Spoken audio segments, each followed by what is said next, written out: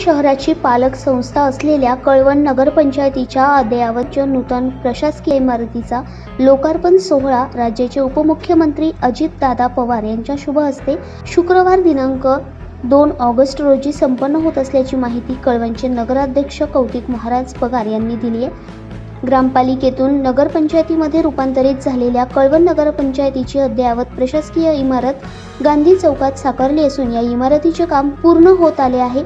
ही वास्तू अद्ययावत व सर्व सोयीयुक्त असून या कॉर्पोरेट लुक असलेल्या नूतन प्रशासकीय इमारतीचे लोकार्पण उपमुख्यमंत्री अजितदादा पवार यांच्या शुभ हस्ते होणार असून कार्यक्रमाच्या अध्यक्षस्थानी कळवण सुरगाणा मतदारसंघाचे आमदार नितीन पवार असणार आहेत।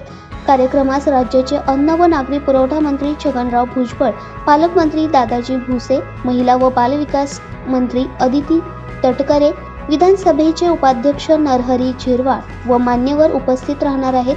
कार्यक्रमास उपस्थित राहण्याचे आवाहन नगराध्यक्ष कौतिक महाराज पगार यांनी केले। दरम्यान कॉर्पोरेट लुक असलेल्या नगरपंचायतीच्या नूतन इमारतीचे वैशिष्ट्य काय आहेत याबद्दल मुख्याधिकारी नागेश येवले यांनी माहिती दिली आहे।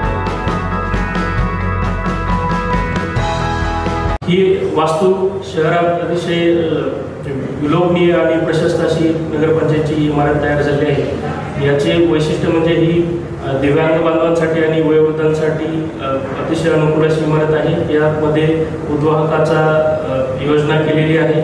तसेच प्रत्येक विभागासाठी स्वतंत्र दालने आहेत। तसेच लोकांसाठी तळमजल्यावरती नागरी सुविधा केंद्र आहे।